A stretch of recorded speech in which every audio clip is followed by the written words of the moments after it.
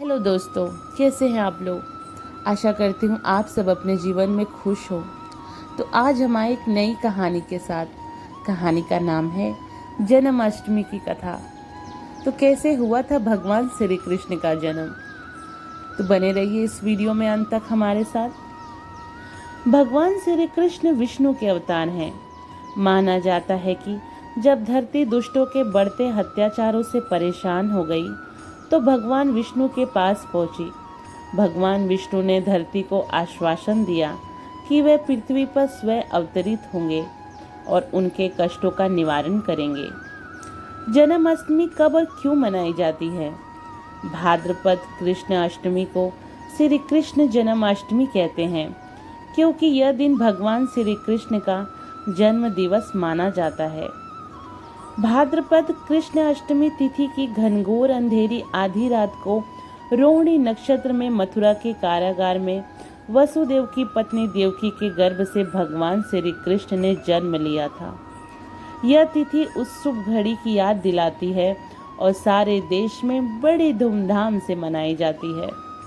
द्वापर युग में भोजवंशी राजा उग्रसेन मथुरा में राज्य करता था। उसके आतताई पुत्र कंस ने उसे गद्दी से उतार दिया और स्वयं मथुरा का राजा बन बैठा।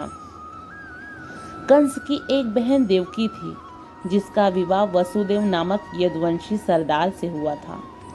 एक समय कंस अपनी बहन देवकी को उसके ससुराल पहुंचाने जा रहा था। रास्ते में आकाशवाणी हुई, हे कंस, जिस देवकी को तू बड़े प्रेम से ले जा रहा है उसी में तेरा काल बसता है। इसी के गर्भ से उत्पन्न 8वां बालक तेरा वध करेगा। यह सुनकर कंस वसुदेव को मारने के लिए उद्यत हुआ। तब देवकी ने उससे विनय पूर्वक कहा, मेरे गर्भ से जो संतान होगी उसे मैं तुम्हारे सामने ला दूंगी। बहनोई को मानने से क्या लाभ है। कंस ने देवकी की बात मान ली और मथुरा वापस चला आया। उसने वसुदेव और देवकी को कारागृह में डाल दिया, परंतु उसने अपने पिता समेत देवकी और वसुदेव को कारागार में डाल दिया। इसी बीच नारद मुनि ने कंस से भेंट की और उसे और विचलित कर दिया कि क्या पता कौन सी संतान उसके विनाश का कारण बने। यह सुनते ही कंस ने यह तय कर लिया कि वह देवकी और वसुदेव की सभी संतानों को मार डालेगा। वसुदेव देवकी के एक एक करके 7 बच्चे हुए और 7 को जन्म लेते ही कंस ने मार डाला। अब 8वां बच्चा होने वाला था। कारागार में उन पर कड़े पहरे बैठा दिए गए। उसी समय नंद की पत्नी यशोदा को भी बच्चा होने वाला था। उन्होंने वसुदेव देवकी के दुखी जीवन को देख 8वें बच्चे की रक्षा का उपाय रचा। जिस समय वसुदेव देवकी को पुत्र पैदा हुआ उसी समय संयोग से यशोदा के गर्भ से एक कन्या का जन्म हुआ, जो और कुछ नहीं सिर्फ माया थी। जिस कोठरी में देवकी वसुदेव कैद थे उसमें अचानक प्रकाश हुआ और उनके सामने शंख चक्र गदा पद्म धारण किए चतुर्भुज भगवान विष्णु प्रकट हुए। दोनों भगवान के चरणों में गिर पड़े। तब भगवान ने उनसे कहा, अब मैं पुनः नवजात शिशु का रूप धारण कर लेता हूँ। गोकुल मंडल की मुखिया नंद और उनकी पत्नी यशोदा भी उनके कष्ट से बहुत दुखी थे।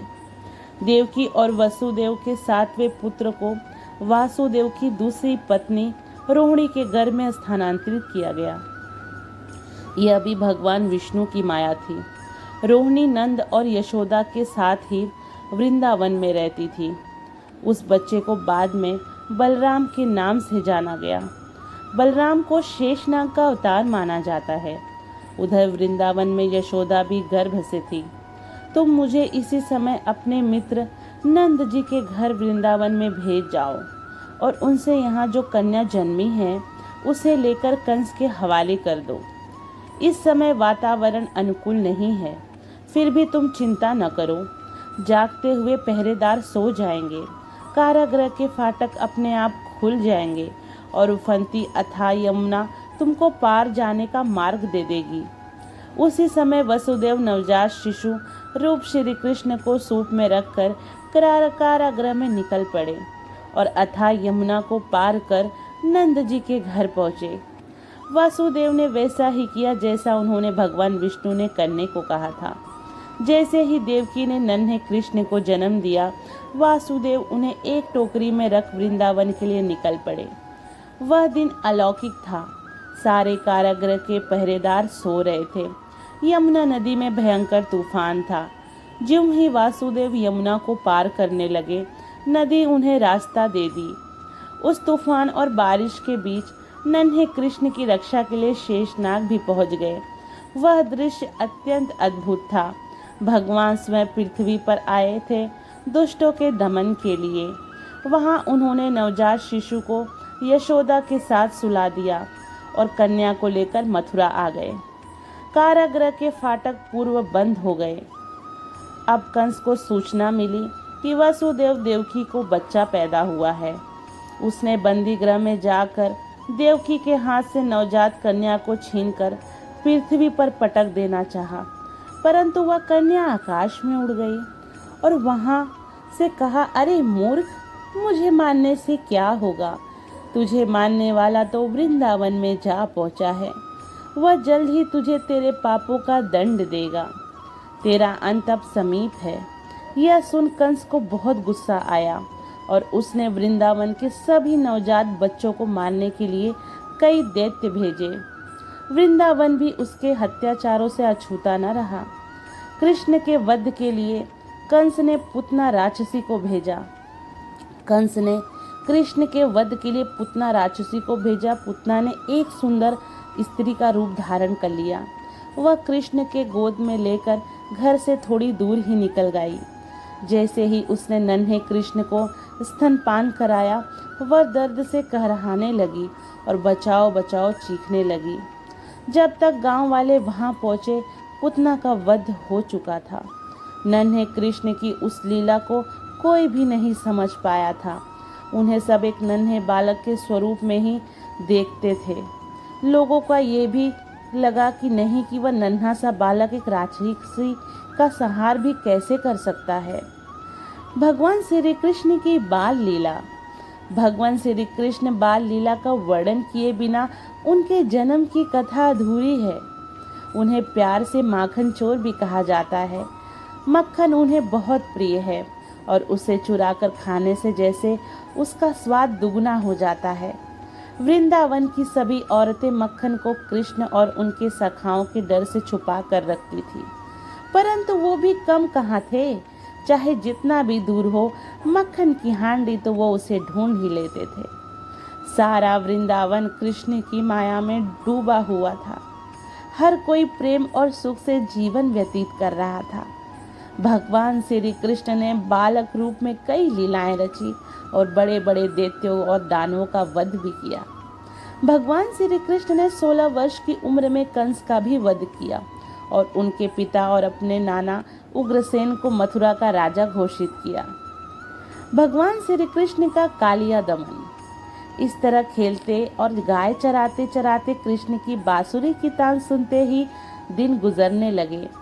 इसी बीच खेल ही खेल में एक दिन कृष्ण की गेंद यमुना में गिर गई। यमुना का पानी उसमें स्थित नाग के विष से काला हो चुका था। गेंद की तलाश में भगवान श्री कृष्ण ने यमुना में छलांग लगा दी। यह देख उनके सभी सखा भयभीत हो उठे। कालिया नामक उस नाग ने अपने 110 फनों से कृष्ण पर वार किया। कृष्ण ने विराट रूप धारण कर उसके फन के ऊपर मानो सारी पृथ्वी का भार ही रख दिया हो। जब कृष्ण मारने के लिए तो नाग की पत्नियों ने कृष्ण ने उन्हें छोड़ने की विनती की। कृष्ण के स्वरूप को जान कालिया नाग ने भी उनसे क्षमा याचना मांगी और यह विश्वास दिलाया कि वह कभी किसी को भी कोई क्षति नहीं पहुंचाएंगे। तब कृष्ण ने उसे क्षमा कर दिया। भगवान श्री कृष्ण के स्वरूप की अनुभूति। गोवर्धन पर्वत। एक घटना ऐसी भी घटी थी जिसके पश्चात सभी गांव वाले को कृष्ण के भगवान रूप का विश्वास हो चुका था। वह ये जान चुके थे कि यह कोई साधारण बालक नहीं है, यह स्वयं भगवान है जो इंसान के रूप में अवतरित हुए हैं। जब गांव वालों ने इंद्रदेवोत्सव मनाकर गोपोत्सव मनाने लगे, तब इंद्रदेव बहुत क्रोधित हो उठे और उन्होंने पूरे गांव को नष्ट करने के लिए अत्यधिक वृष्टि करवा दी। चारों ओर पानी ही पानी था। जनजीवन अस्त व्यस्त हो चुका था। गांववासी त्राही त्राही कर रहे थे। तब कृष्ण ने गोवर्धन पर्वत को एक उंगली पे उठा लिया और सभी गांववासियों को उसके नीचे शरण दी। यह देख इंद्रदेव को भी अपनी भूल पर पश्चाताप हुआ और उन्होंने श्री कृष्ण से क्षमा मांगी। गांववासियों ने कृष्ण को भगवान रूप में अनुभव किया।